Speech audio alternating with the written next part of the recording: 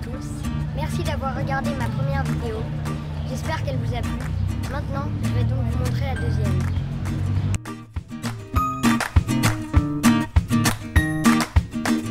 En Australie, nous avons vu des koalas. J'ai adoré cet animal, avec sa fourrure toute douce, son gros nez écrasé, ses yeux en amande et ses oreilles rondes et poilues. Il est tellement mignon.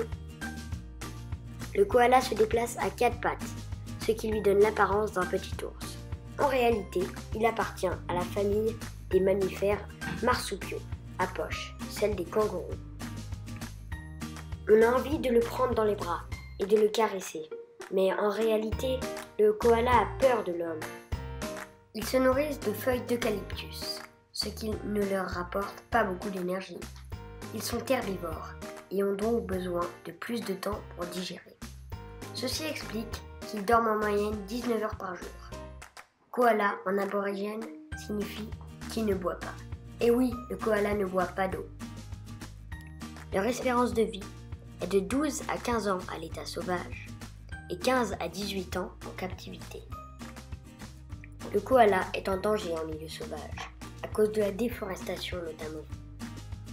Ils vivent seuls et il est très difficile de les repérer dans la nature.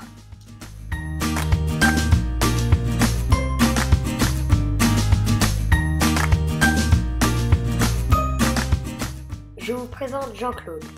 Jean-Claude est un alpaga et il est doux, curieux et peureux.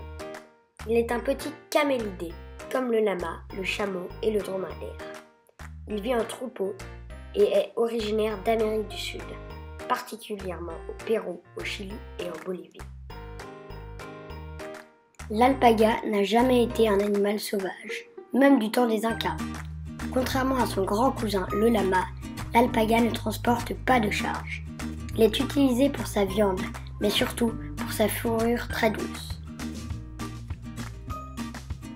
L'alpaga est tondue une fois par an, pour que sa fourrure ait le temps de repousser. La fourrure est ensuite lavée, puis filée. Les Péruviens ont des techniques de teinture des fils à base de colorants naturels.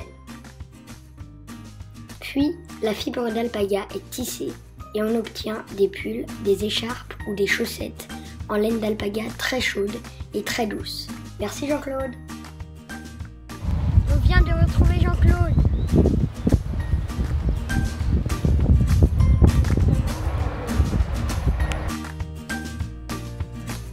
En Nouvelle-Zélande, il y a un animal très surprenant, le kiwi. Les Néo-Zélandais l'aiment tant qu'ils s'appellent eux-mêmes les kiwis. Il est même l'emblème de la Nouvelle-Zélande. Il s'agit d'un oiseau qui vit la nuit, qui ne peut pas voler et qui sent très fort. Il a donc beaucoup de prédateurs et est en voie d'extinction.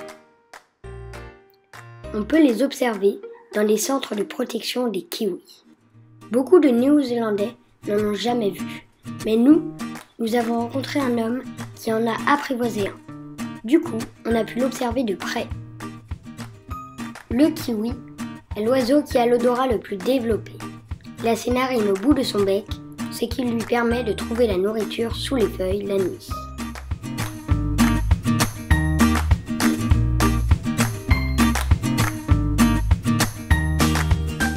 À Huaïné, en Polynésie, nous avons rencontré Franck, un passionné de coquillages. Il nous a présenté sa collection impressionnante. Maintenant, j'en connais un peu plus sur les coquillages et je vais vous expliquer.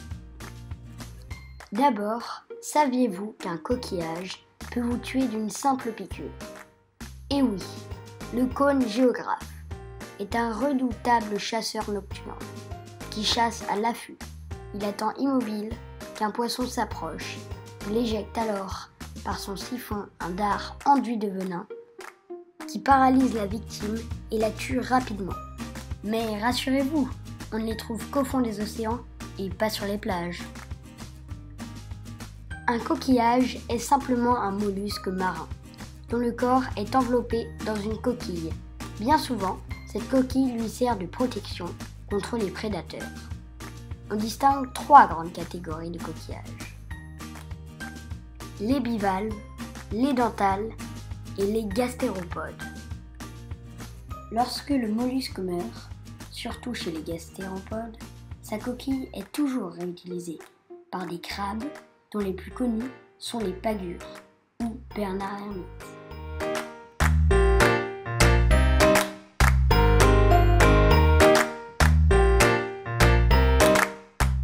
Voilà, c'est fini, j'espère que ça vous a plu. La suite dans le prochain épisode au Laos avec des éléphants d'Asie.